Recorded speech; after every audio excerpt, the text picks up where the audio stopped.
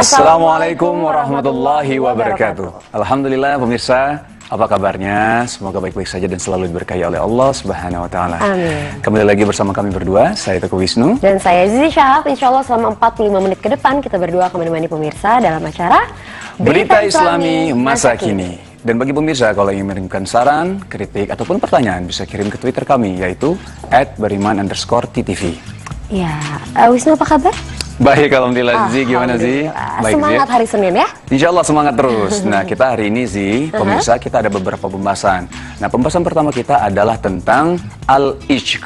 Jadi ini artinya adalah mabuk cinta. Wow, gaya kayak judul lagu yang mabuk cinta ya. Gitu ya. Jadi langsung memang kita bahas atau? Boleh kita bahas langsung saja ya. Jadi pemirsa langsung saja kita bahas. Ini dia al-ishq.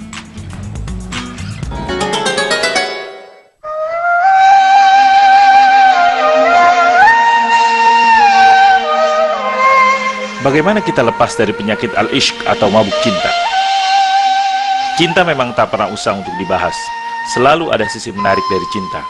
Cinta terkadang manis, tapi juga akan terasa pahit, tergantung bagaimana kita mengelola cinta. Cinta antar manusia akan semanis kurma. Terkadang apa yang kita cintai meninggalkan kita.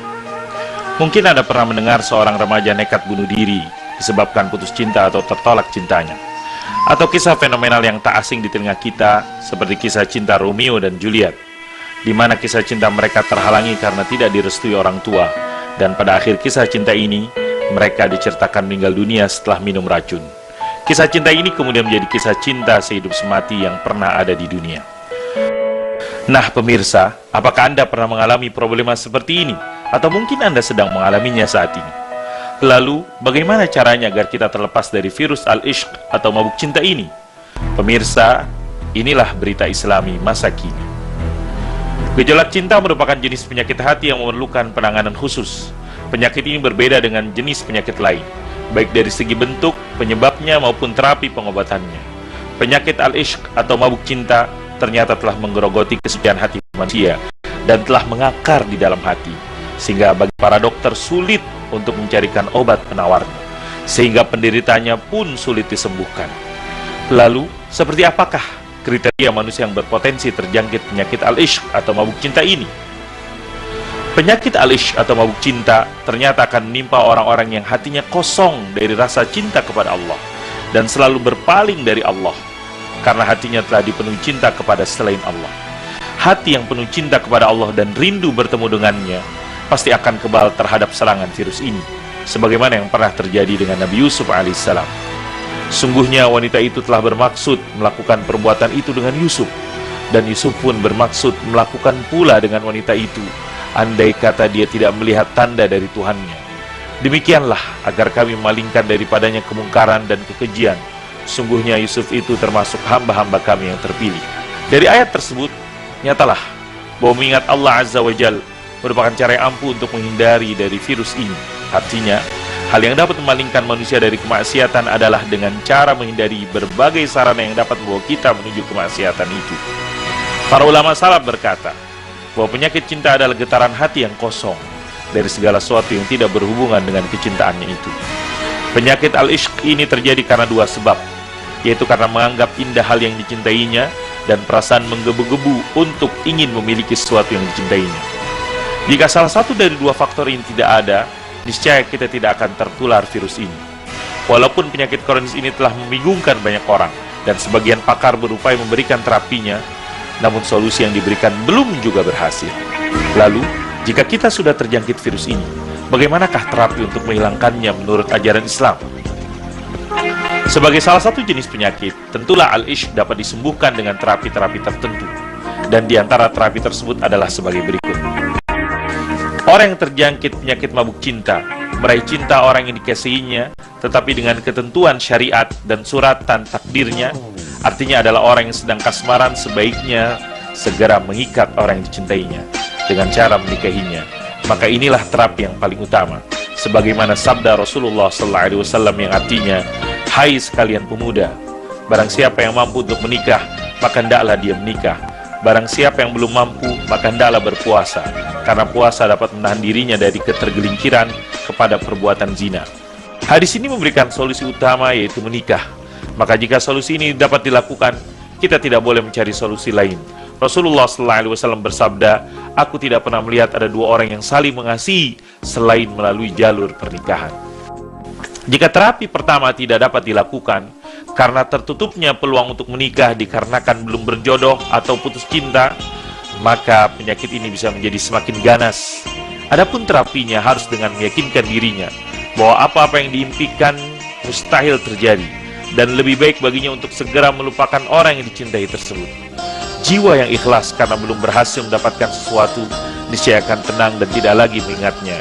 Karena jika belum terlupakan juga, maka akan berpengaruh terhadap jiwanya sehingga semakin menyimpang jauh. Jika ternyata jiwanya yang masih di mabuk cinta tetap menuntut, hendaklah dia mau meninggalkannya karena dua hal.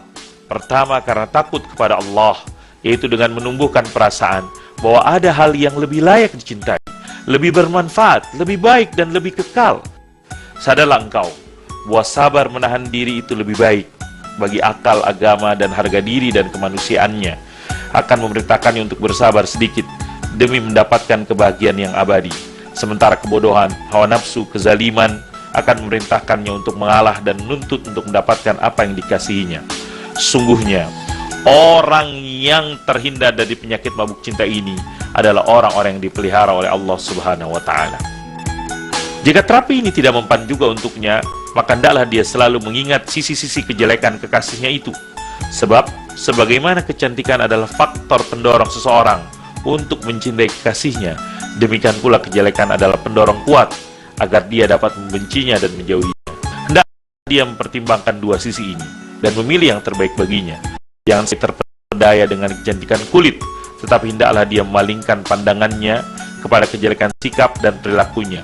Hendaklah dia menutup matanya dari kecantikan fisik, karena fisik akan menjadi tua, kulit yang kencang akan menjadi keriput.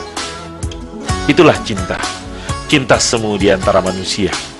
Apabila cinta tersebut sesuai dengan apa yang diridhai Allah, maka ia akan menjadi ibadah.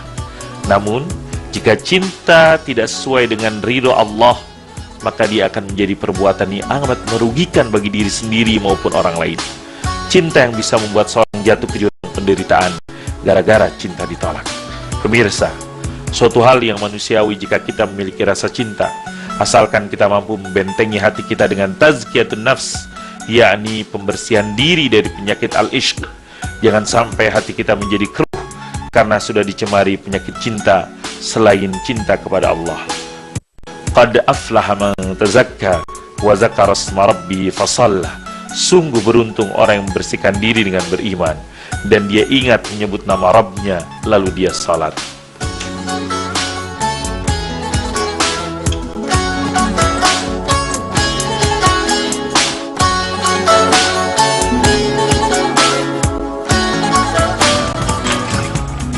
Baik pemirsa, itu dia mabuk cinta, ishq, al-ishq ya.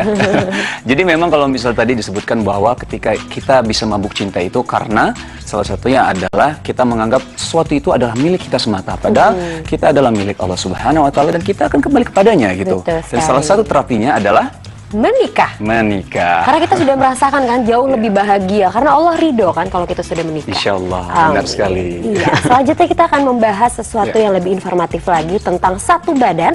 Ada beberapa kepribadian. Wah, menarik tuh. Iya, kayak sekarang lagi hits banget ngebahas soal beberapa kepribadian itu ya. Kita bahasnya nanti, jangan kemana-mana, tetapi Berita Islami Masa Kini.